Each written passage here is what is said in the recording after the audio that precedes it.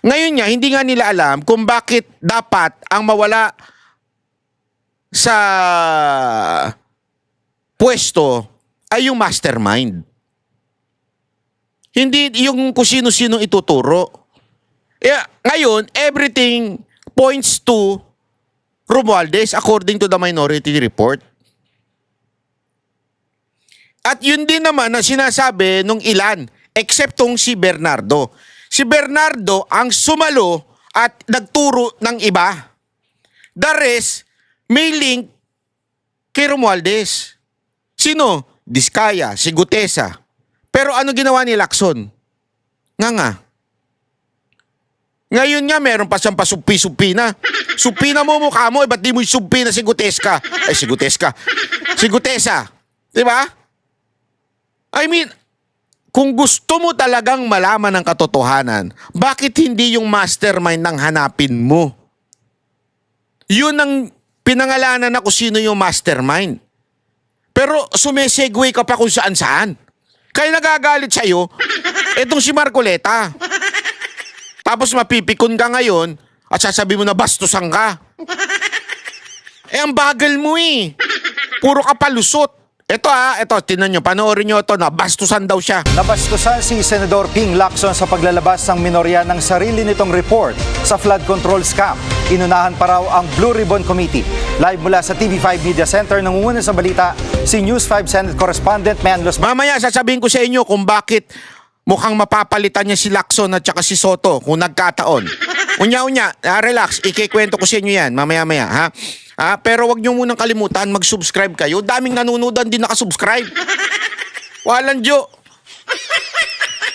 Nood noon, libre na nga manood, susubscribe. Wala rin bayad mag-subscribe. Hindi nyo pa i-click. Pag ito hindi tumaas, ngayon naman medyo tumaas na, naging 50%. Dati 40% lang, naging 50 na. Pag yan hindi nag-70, ayoko na ha. Subscribe lang, dali-dali na, i-click nyo lang. Alam ko naman, alam mo, 70% na nanonood sa YouTube channel natin, nasa cellphone, wala sa TV. Sa cellphone ang dadali mag-subscribe ganun nyo, isang pindot nyo lang. Pinagagalitan yung mga nanonood. Siyempre. May mali nga ba sa paglalabas ng minority report? Jiggy, respect begets respect. Yan ang mensahe ni Senate Blue Ribbon Committee Chairman Ping Lacson. Matapos ngang Tama ka dyan, Lacson. Respect beget respect. Sa mga beget mo. Ano ba yan? Pagkain ba yan? Respect begets respect. Alam mo ibig sabihin yan? Kung gusto mo respetuhin ka, respetuhin mo rin itong mga kasamahan mo. Ang problema sa'yo, gusto mo ikaw lang magaling. Gusto mo ikaw lang nasusunod. Gusto mo respetuhin ka nila Marcoleta? Ni Amy Marcos? Umano ka. Respetuhin mo sila. Kaya ka hindi nire-respeto niya mga yan dahil di mo sila nire-respeto. Tama ka. Respects, buget. Respect. labas ng sariling report ng Senate Minority Bloc kaugnay sa mga investigasyon ng Blue Ribbon Committee kaugnay sa maanomalyang flood control project. Sabi ni Senator Ping, paano raw ba niya rerespetuhin ang isang dokumento na sumisimbolo sa pambabastos hindi lamang sa mga miyembro ng Blue Ribbon kundi sa buong Senado. At ayon nga sa senador, pwede naman daw sanang binalikan na lamang ng mga senador na naglabas ng tinatawag na minority report, yung rules ng Senado. Total, mga veteranong senador naman daw sila. At makikita nila doon yung tamang procedure na ang dapat na gawin, ipa-adopt yung committee report sa plenaryo at hindi basta naglalabas at uunahan pa yung mother committee, which is in this case Blue Ribbon Committee, at ibibigay diretso sa opisina ng Senate President. Nakapanayam din, Jiggy, ng story ko ng 1PH itong si Senator Ping Lacson at narito ang bahagi ng kanyang pahayag. Na tama yung ginawa niya, ni-refer sa akin. Ngayon, anong gagawin ko doon? Anong disposition? Trust can. May mga bitter Hindi matanggap na hindi na sila nasa majority. Ayan ang problema sa'yo. Respects, beget, respects mo. Bastos ka rin Trash can talaga kagad Di ba? Talagang dapat ka rin bastusin. They cannot move on. At meron bang pagkukumpara yung ibang senador dito sa minority report at tinakbo ng Blue Ribbon hearing? Yes, Jiggy. Ang sinasabi ng ibang mga senador, for example, sila Senator Amy Marcos, Senator Rodante Marcoleta, hindi nga sila masaya or disappointed nga raw sila dyan sa itinakbo ng pagdinig ng Blue Ribbon Committee. Tila bitin na bitin daw sila sa mga direksyon na tinatahak nito. Halos wala raw mga bagong impormasyon. Kasi for example, kay Senator Marcoleta, sabi niya, bakit nag-google ng ilang oras para doon sa mali-maling grade coordinates na ibinigay para sa mga flood control projects? Nung umpisa pa lang daw ng hearing kung saan siya yung chairman ay nailabas na raw yung puntong iyan. Ganun pa man, si Senator Risa Hontiveros na bahagi naman ng mayorya, sinasabi niya na satisfied naman siya sa pamamalakad at pagkandak ng public hearing hearing na ginagawa ng Blue Ribbon Committee. Balikan ko lang konti, Jiggy, ha. Ito mismo nga minority report na ito kung saan naglalaman ng pangalan ng mga politiko, public officials, mga individuals na nadidiin sa flood control scandal. At isa nga sa nabanggit dyan, si dating Speaker Martin Romualdez, habang sinasabi na baseless daw yung pag-link kila Senator Jinggoy Estrada at Senator Chis Escudero dyan sa issue ng flood control scandal dahil nga wala raw sapat na basihan. Pero hindi pa man nababasa ni Senator Risa Hontiveros yung minority report na yan. She's of the same belief, Jiggy, na posible nga raw na meron talagang pananagutan si dating Speaker Romualdez dyan sa issue ng flood control projects at sa mga anomaly. Talagang ingat na ingat si Hontiveros, Posible. Baka mabuking yung niya, yung kanyang ano bang tawag doon? Insertion. Ayaw niyang tawagin insertion. Allocation. Baka mabuking yung allocation niya di ba? Nga yan. Narito ang bahagi ng pahayag na Senator Risa Hontiveros. Leadership has greater responsibility talaga. And kaya rin sinimulan at ipinagpapatuloy ng Blue Ribbon ang investigasyong ito. So that principle is shared among all the members and of course the leadership of the committee. Nabanggit yung pangalan nila. So I guess bukas din yung pagkakataon na dumalo sila sa susunod na pagdinig at ibigay yung kanilang panig. After all, dati na siyang inimbita. Jiggy, hanggang ngayon, wala pang pahayag yung dating speaker kaugnay sa nilalaman ng tinatawag na minority report kung saan nadidiin nga ang kanyang pangalan. Bagamat nauna nang sinabi ng kanyang kampo na walang kinalaman yung dating leader ng Kamara dyan sa flood control scam na yan. Samantala, sinisikap din natin na kunin ang pahayag ni Senator Marcoleta na sinasabing nanguna nga dyan sa paglabas niya ang minority report na yan, pero hanggang sa ngayon ay... Ba't yung pinatay yung ilaw? Bastos din Nagre-report biglang pinatay yung ilaw. Hayop. Nakunin ang pahayag ni Senator Marcoleta na sinasabing nanguna nga dyan sa paglabas niya ang minority report na yan, pero hanggang sa ngayon ay wala pa siyang inilalabas na statement kaugnay sa mga sinabi na Senator Ping Lacson at Senate President Tito Soto. Balik muna sa iyo, Jiggy. Yun pong ulat ni Men Los Baños live. Okay. Bakit ba? Ano bang problema? Ano bang problema? Anong gustong ipapansin ni Senador Marcoleta sa tagpo na yon, Nelson? Na yun naman ang tinanong niya sa naging press con kahapon, kasama niya si Senadora Amy Marcos. Yan. Okay na? Pakinggan natin, Senador Marcoleta. Meron ba kayong napansin nung tinatanong ko yung dalawang testigo kung sino po yung sumasagot? Kasi po, kung nagtatanong ang isang katulad namin at dinidirekta yung tanong sa kanya, dapat siya po yung sumagot, diba? Iwanan na po natin yun kung hindi nyo napansin. Ang ibig ko lang sabihin dito, Tanga-tanga naman ng mga media, hindi napansin? Ganyan na ba talaga ang mga media natin ngayon? Galing-galingan na lang? tinatanong ko po siya, bakit kaya kayo napunta doon kung ang inyong layunin lang pala ay ituro yung diskaya na sila pala yung ginamit na nagpapaalis sa kanila dahil yung daw bagong may-ari kailangan na yung bahay at humihingi sila ng ilang panahon pa lang dahil napakahirap maglipat ng kanilang mga gamit. So yung pala si Diskaya lang pala yung itinuturo na siya yung nandun. Ayaw namang aminin ni Diskaya na hindi nga ako nakapunta dyan sa South Forbes na yan eh. Ba't ako na naman ang tinuturo ninyo? Pwede ko po bang malaman, kayo po nagtuturo kayo, nakatakip ang mukha nyo.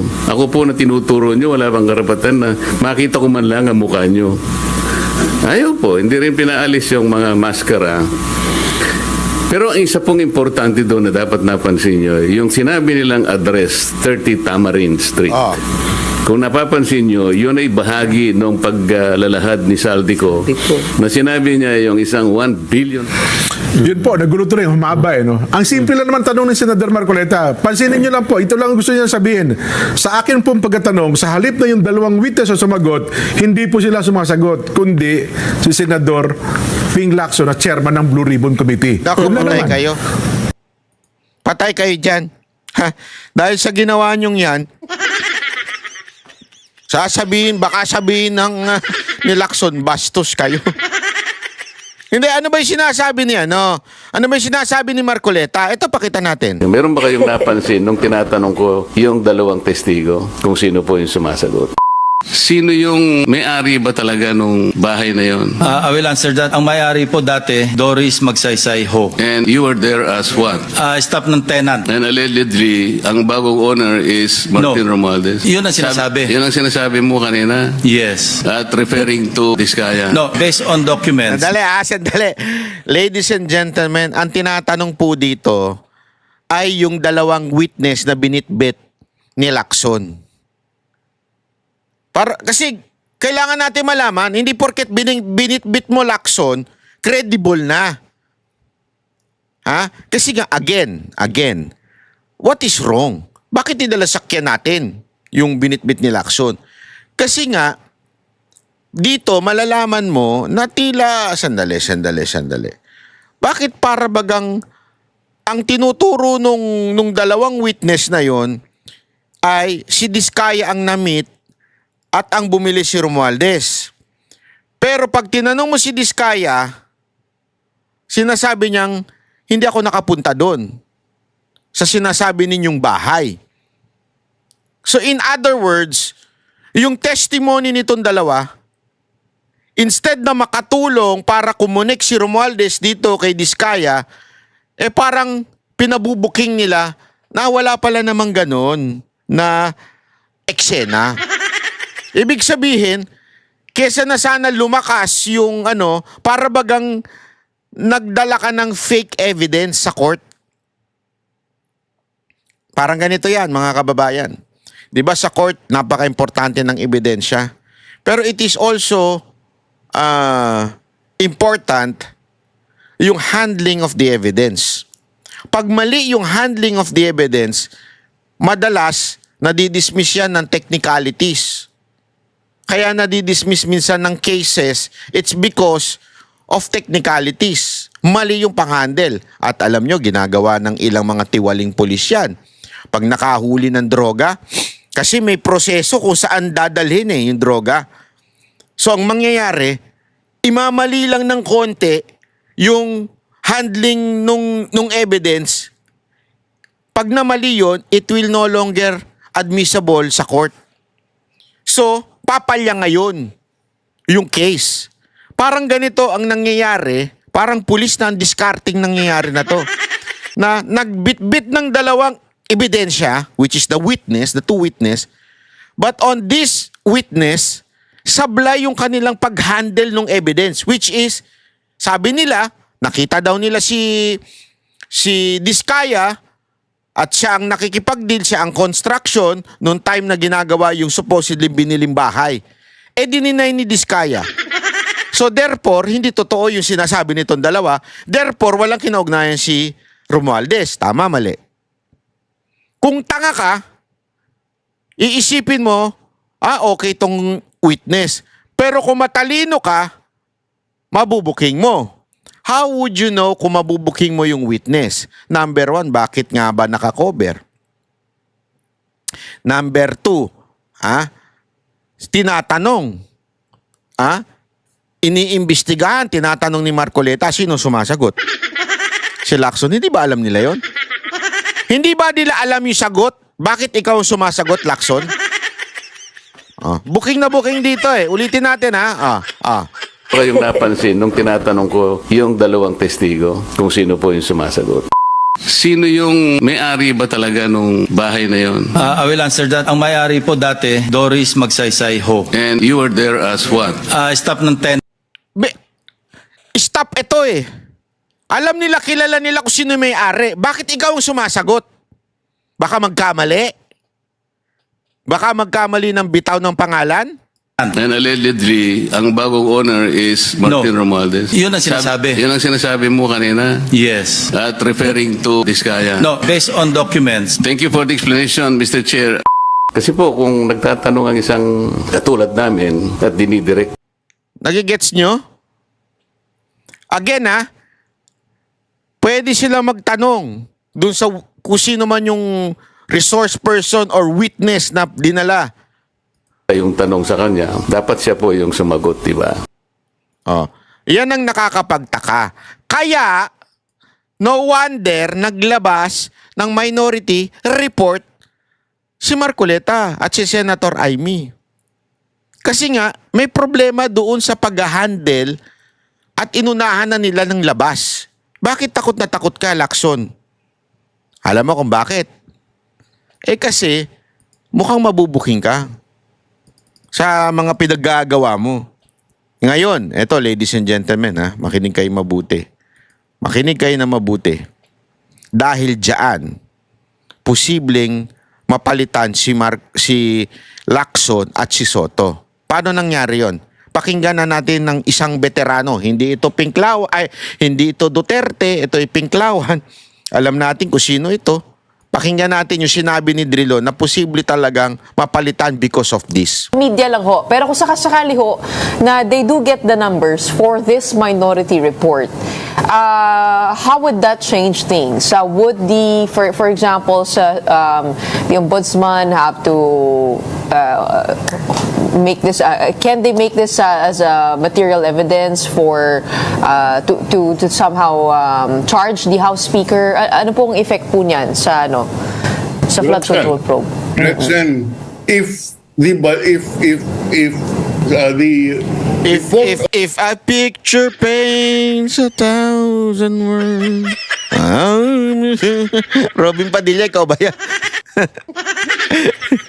Tuloy mo! Ayun naman, no? Po niyan sa sa flood control probe. then if the report of the Blue Ribbon is reversed by the plenary, meaning that the majority of the senators will now vote for the minority report. Yes. Ayan. If kung yung mga, kasi binobotohan pala yan sa plenary, kung ano yung magiging report ng Blue Ribbon. Remember, kung si Ontiveros nga, nakakampi ni Lacson, sabi niya, oo, posibleng meron talagang kinalaman si Romualdez. At alam nyo, mga kababayan, ako, hindi ko na lang sasabihin sa inyo, may nakausap akong senador. Meron ako nakausap na senador. Talagang ilang beses daw, muntikan ng napalitan yan si Soto at si Lacson. Dahil marami nang nagagalit sa kanila, kahit mga kasama nila sa majority. Bakit? Bida-bida kasi daw. Lagi na lang sila ang tama. Ayaw pakinggan yung kasamahan. Ewan ko, bakit ba sweet na sweet tong dalawang to, si Soto at si Lacson? Di naman daw bayad si Lacson. Ewan ko kay Miriam, tanong nyo. Di ba? Di ba? Bakit nga? Kasi nga yung ganitong ugali ni Lacson. Ngayon, kung ipagpipilitan, remember this. Yung nangyari kay Revilla at yung mangyayari kay Villanueva at yung mangyayari kay Jinggoy. Kasi ako, feeling ko matutuluyan si Jinggoy at si Villanueva. Yun, hindi natutuwa ang majority doon. Baka akala ninyo natutuwa ang majority at mababawasan ang minority. Hindi. It seems that the Senate President and etong kapalpakan ni Lacson that cause na napapahamak yung mga kasamahan nila. Ibig sabihin, because hindi pinapayagan o hindi tinutumbok sa Blue Ribbon Committee ang tunay na mastermind at kung sino-sino ang itinuturo ng mga senador para maging kapani-paniwala yung kanilang panawagan ng anti-corruption, nagagalit tuloy yung mga ibang majority senators, which is, sabi nga eto pakinggan nyo, masyadong maliit yung bilang.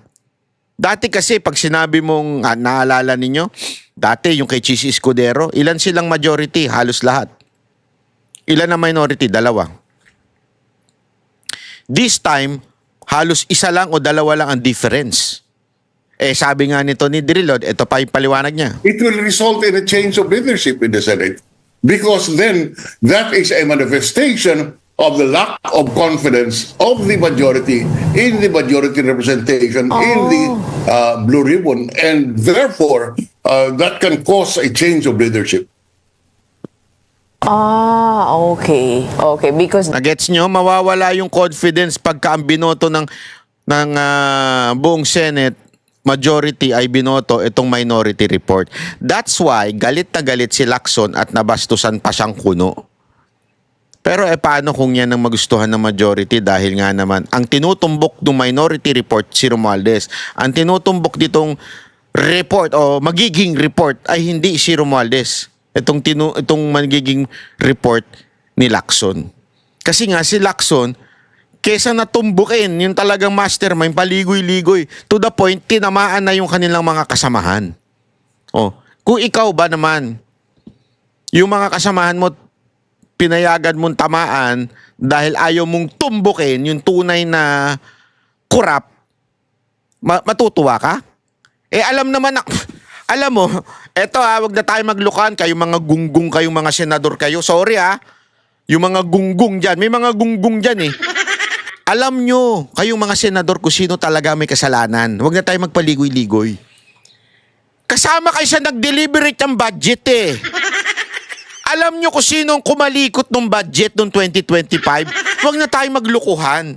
Tangina, ano kayo, tanga?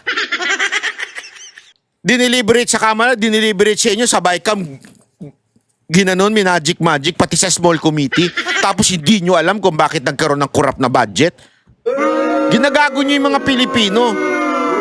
Pero sa tingin ko, alam nila kung sino. Kaya alam nila kung sino talaga yung tunay na corrupt. Alam nila yan. Ang problema, itong si Lacson, mukhang iniilag niya. Kaya nadamay na ngayon yung mga ibang senador. they have the numbers for this report. Obviously, they have the numbers to reverse what, Senator Lacson and his colleagues in the majority writes in the committee report. If that is in effect reversed in plenary by a majority of the senators, then it is a clear indication of loss of confidence, and therefore the reorganization of the Senate becomes a consequence. And so do you think that's the real thing that's happening behind this report? That there's a crisis of sorts at a tug of war in the Senate leadership? You know, that's a conclusion challenge. that I don't want to get into. But what I can tell you is that the majority in the Senate is very thin. Manipis po. Ilan ba yan? What you need in the Senate is at least 13 votes to have the majority. Right now, I think it's 15-9, if I'm not mistaken, and therefore the hold of the Senate majority is very tenuous. It can change. That is why there is so much instability there. You keep on hearing about coup d'etats in the Senate because the majority's number is tenuous. Can you imagine? I mean, let's call a spade a spade. A member of the majority is Senator Pia Cayetano. Senator Alan Peter Cayetano is in the majority, is the minority. Suppose Senator Cayetano aspires to become Senate President. What do you think will be the vote of Pia? Do you think he will vote against the brother? Of course not. So that only demonstrates what I am saying, that the manifest po yung mayorya, the majority is very tenuous. That is why Ayan. So, malinaw na malinaw mga kababayan. That's why the title of this video is mukhang mapapalitan. Kasi booking na booking po eh. Alam mo yung ginawa ni Lacson na pagbitbit ng dalawang witness? Naku po, patay tayo dyan.